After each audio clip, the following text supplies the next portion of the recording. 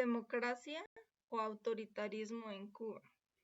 Este es el siguiente de los países que vamos a revisar cuál es su sistema político democrático o autoritarista. En Cuba existen dos ideologías que se presentan en cuanto a su situación política. Un grupo considera que Cuba es o presenta una situación política de una dictadura, en el que pues su sistema político no presenta nada de características de una democracia libre, es decir, que se tomen en cuenta las opiniones de los integrantes de esta sociedad. Otro grupo considera que Cuba es un sistema o tiene un sistema político revolucionario en el que son consideradas las demandas de los trabajadores. Entonces, a su vez, Cuba tiene una situación muy conflictiva en cuanto a su situación política, porque como que sí le da apoyos a aquellos grupos demandantes, pero a su vez los tiene sometidos. Y que vamos a revisar un poquito su economía. La economía cubana en los años 50 estuvo centrada en la elaboración de azúcar a partir de los grandes plantíos que existían en la isla, al igual que en el turismo. En efecto, La Habana era un lugar de mercado libre para muchas mercancías del mundo, y la ciudad vivía del establecimiento de grandes casinos, en tanto el campo era un espacio para los cañaverales. Esta situación generaba pobreza rural y prostitución urbana, lo que para muchos jóvenes cubanos era producto de la dominación colonial norteamericana, que había convertido a la isla en un proveedor de azúcar o bien en un lugar de los grandes cabarets. El sueño de una Cuba libre vino de la mano de un grupo de guerrilleros. Los conocemos y aquí les presento las fotos. Uno de ellos pues es Fidel Castro y Ernesto, el conocido como Che Guevara, quienes dirigieron la Revolución Cubana en el año de 1956. Este movimiento inicia con un intento logrado de derrocar la dictadura batista y generar un nuevo modelo de desarrollo social dentro del capitalismo. Pero conforme avanza la revolución, Castro encuentra que hay otra vía para combatir la pobreza, que es el socialismo. Entonces esto nos permite a nosotros identificar que eso es considerado el fin de la dictadura, que es el socialismo, que ahorita ya nosotros conocemos, que es el ver por el pueblo y ver las necesidades de este. Como estamos hablando de un gobierno socialista, pues vamos a ver algunas de las características que adopta este tipo de gobierno socialista. Primero, el gobierno es dirigido por el líder de la revolución, el comandante Fidel Castro, como jefe de las Fuerzas Armadas, su primera característica por la que se convirtió en socialista.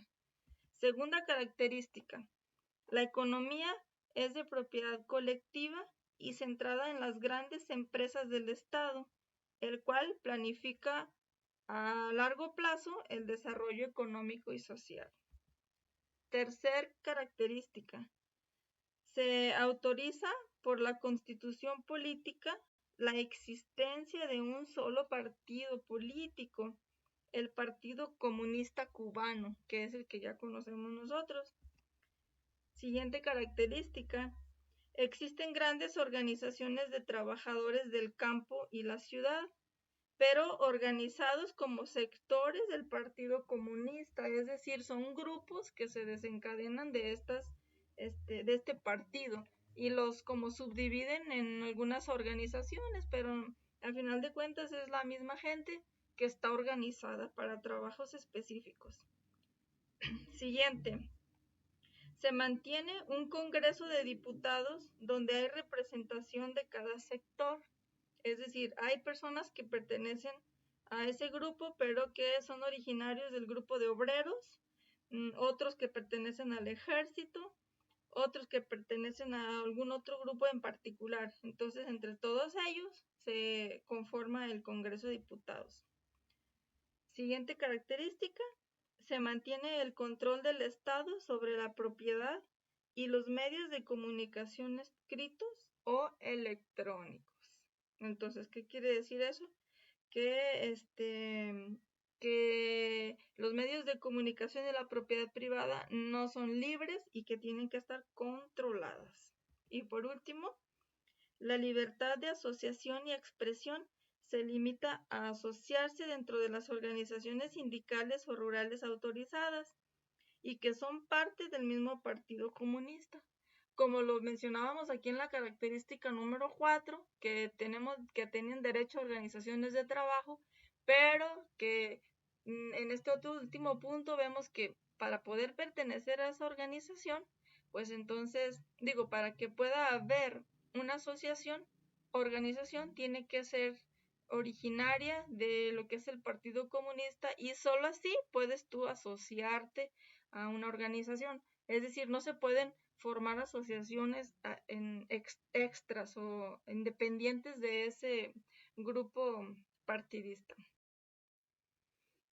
En consecuencia, pues nosotros tenemos algunas situaciones características que engloban a lo que es este sistema comunista. Esta forma de funcionamiento socialista es propio de los gobiernos comunistas de la época, cuando las democracias liberales aún no se consolidaban en América Latina. En los años 60, los gobiernos eran populistas o dictatoriales en su mayoría y habían pocas democracias establecidas. De la misma manera, no había una difusión de los derechos humanos como en los 80 y en los mismos años en Estados Unidos, la segregación y el racismo excluían a las personas de color de la educación y el trabajo. En ese contexto, el sistema socialista cubano era un avance para la región y la época.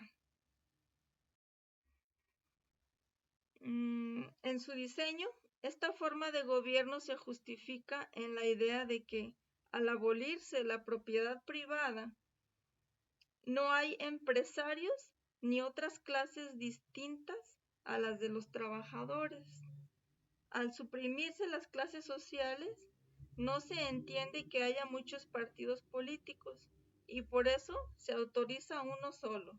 Obviamente, como lo conocemos, el Partido Comunista Cubano, en cuyo interior puede haber representantes de los distintos sectores de trabajadores.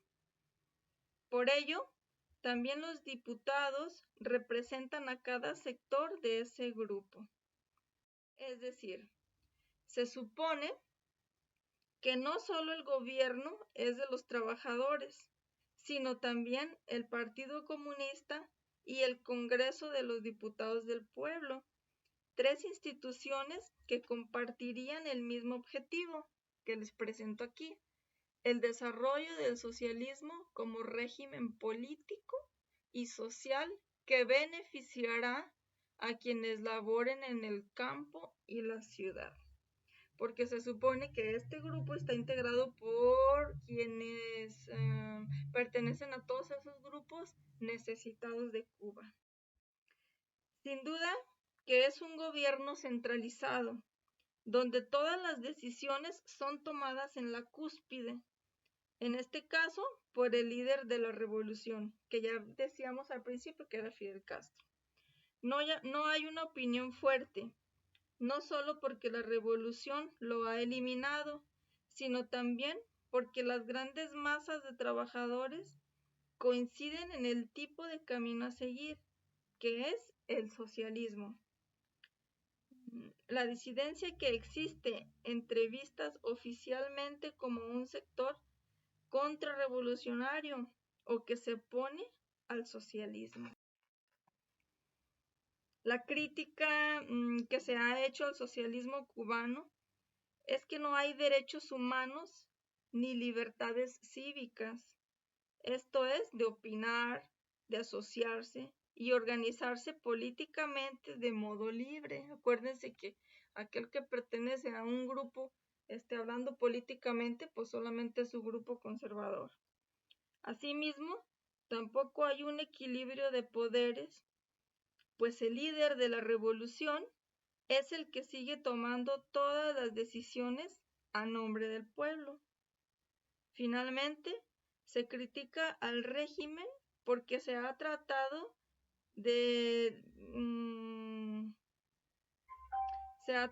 demasiado en abrir y democratizar su sistema político, permitiendo ciertas libertades, como el caso del socialismo chino.